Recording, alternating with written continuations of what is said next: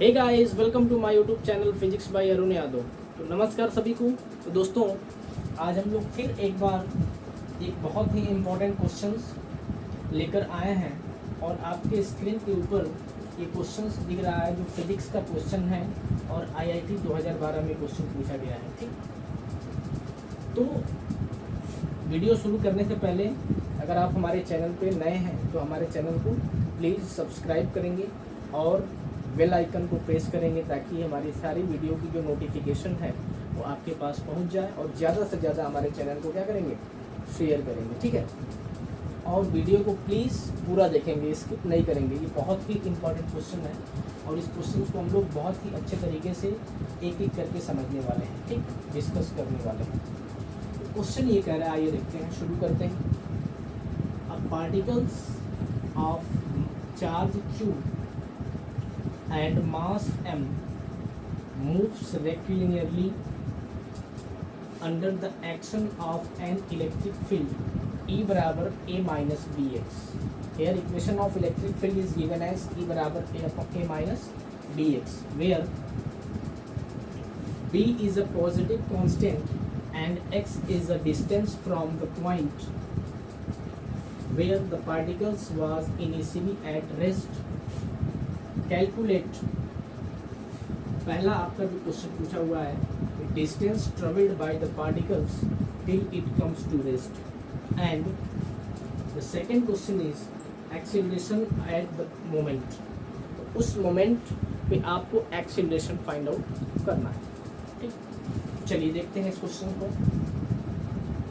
मान लो ये इलेक्ट्रिक फील्ड है, this is electric field E बराबर a minus B X. Electric field is varies according to the equation E बराबर a minus B X. अब यहाँ पे थोड़ा सा चीज़ एक देखेंगे, जो पार्टिकल्स है वो मान लें सपोज कि पॉइंट P पर जिसका मास पार्टिकल का क्या है, Q है, एंड चार्ज Q है and mass is what, m। At time t बराबर 0, the particles are situated at a point P under electric field E बराबर a minus what, px. At that time, the distance travelled by the particles will be what, 0. Then x is also 0. And what is the velocity of the particle? At that point, velocity of the particles will be also 0. So this is the initial point P of the particles which are at which the particles is situated at point P under electric field E बराबर a minus bx। यहाँ पे बहुत ही अच्छे तरीके से समझने वाली एक चीज़ है, जो आपको ये क्वेश्चन दिख रहा है E बराबर a minus bx। इस इक्वेशन का मतलब क्या है, यही इम्पोर्टेंट इक्वेशन है। यहाँ पे इस इक्वेशन के according a and b both are constant. Electric field जो है वो किस पर डिपेंड कर रहा है, डिस्टेंस या डिस्प्लेसमेंट x पर डिपेंड कर रहा है। अकॉर्डिंग टू दिस इक्वेशन, अगर डिस्टेंस बढ़ रही है, मान लो जो पार्टिकल्स है वो रेक्टिलिनियरली ऐसे मोशन कर रहा है और this is the final point of the particles.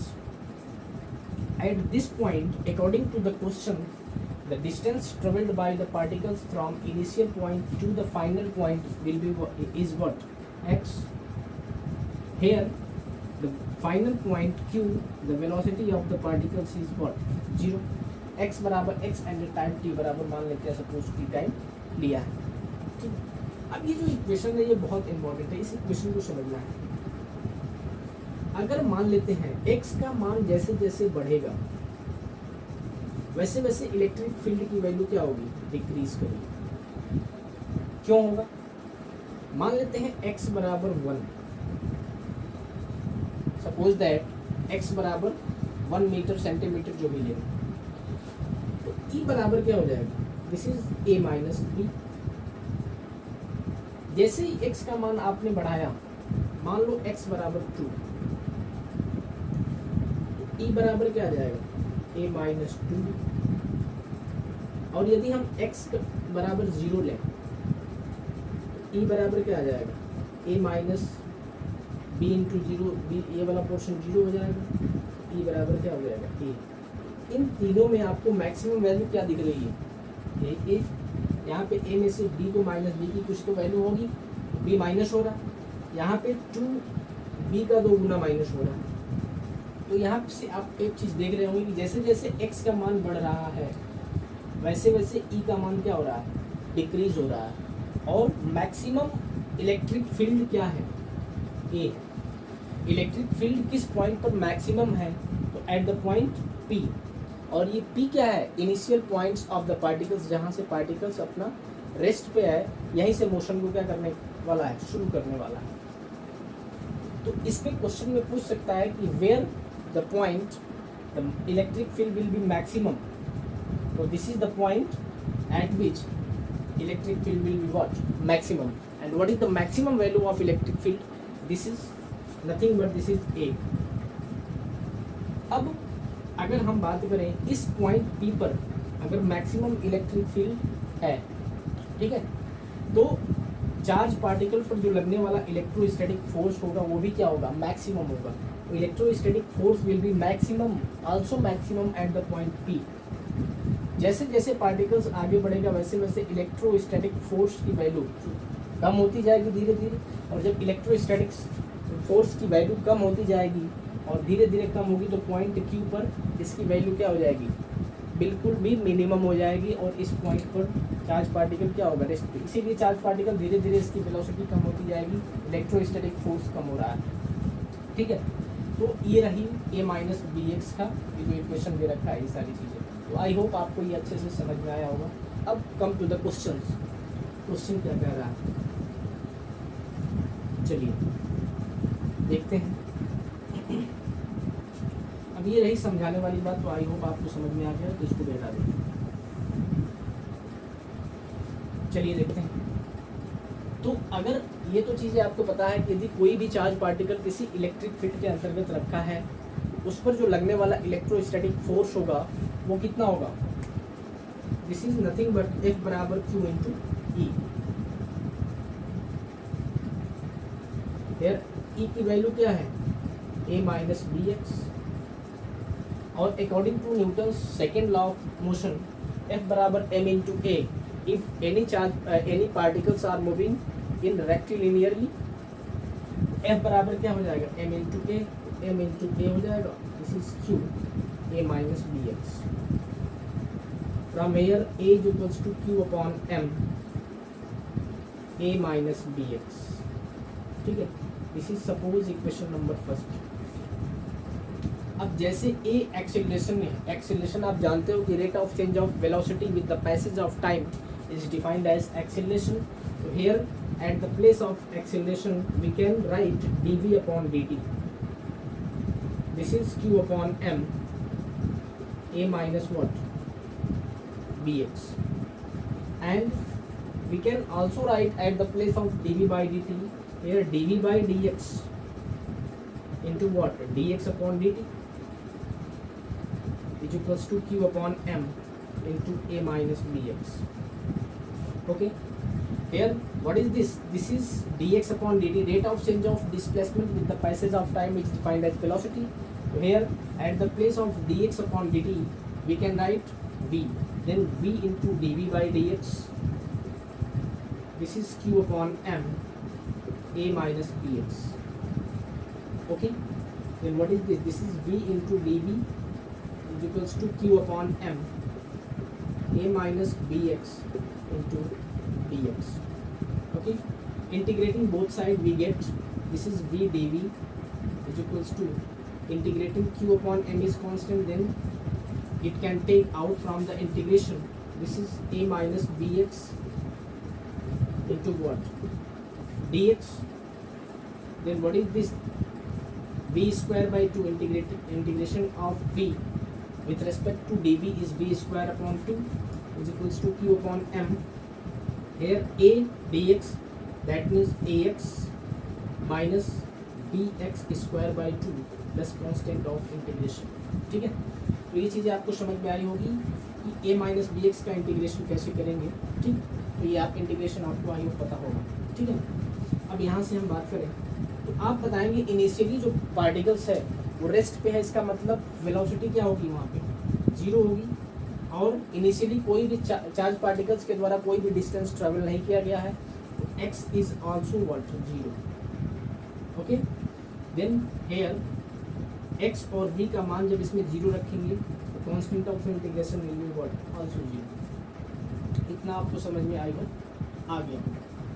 अब यहाँ से अगर v²/2 अगर बात करें यहाँ पे 0 रखेंगे तो क्या मिल जाएगा, दिस इज v²/2।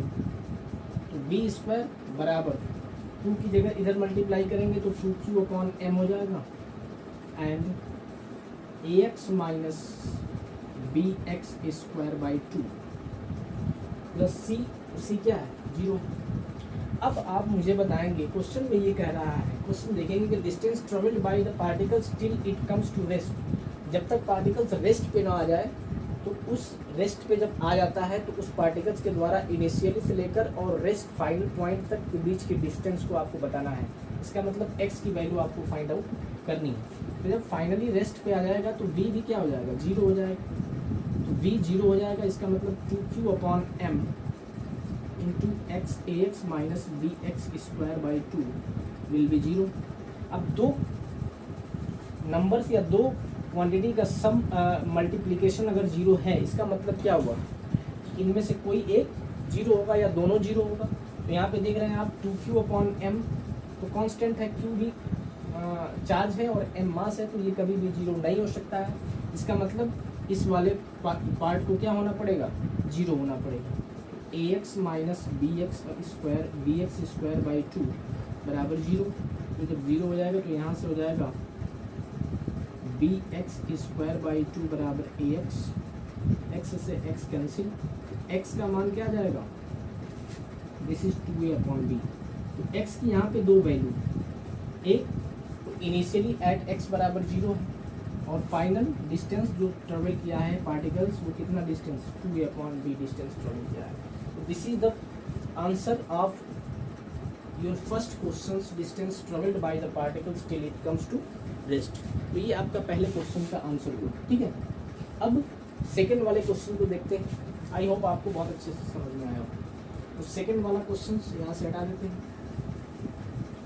जो इक्वेशन आपने ए माना है, क्योंकि एक्सेलरेशन एट द मोमेंट पे फाइंड आउट करना है आपको एक्सेलरेशन, तो ये जो इक्वेशन नंबर 1 है इसमें आप क्या करेंगे, x की वैल्यू पुट करेंगे तो आपको a मिल जाएगा। तो a बराबर क्या हो जाएगा q/m, a minus b into x की वैल्यू क्या है 2a/b, b से b कैंसिल, a बराबर क्या आ जाएगा q/m into a minus 2a। यहाँ से आप a बराबर q/m a माइनस a हो जाएगा इंटू माइनस a बराबर कितना हो जाएगा माइनस qa/m। तो this is the acceleration possessed by the particles under motion of an electric field E बराबर a माइनस bx। तो ये आपका क्वेश्चन का जो आंसर है। आई होप आपको अच्छे से समझ में आया होगा। अगर समझ में नहीं आया तो प्लीज़ आप हमारे वीडियो को रिपीट करके देखें, ठीक है। तो ये हमारे क्वेश्चन है, बहुत ही इंपॉर्टेंट क्वेश्चन है जो IIT 2012 में पूछा गया था। तो प्लीज़ दोस्तों हमारे चैनल को सब्सक्राइब करें, हमारी वीडियो को शेयर करें, ज़्यादा से ज़्यादा शेयर करें और बेल आइकन को प्रेस करें ताकि हमारी सारी वीडियो की जो नोटिफिकेशन है आपके पास पहुंच जाए। तो दोस्तों मिलते हैं हम लोग अगली वीडियो में एक बहुत ही इंपॉर्टेंट और क्वेश्चन के साथ, धमाकेदार क्वेश्चन के साथ। तब तक के लिए आप अपना रिवीजन करें, पढ़ाई करें, ठीक है। तब तक के लिए अपना ख्याल रखें। धन्यवाद, जय हिंद।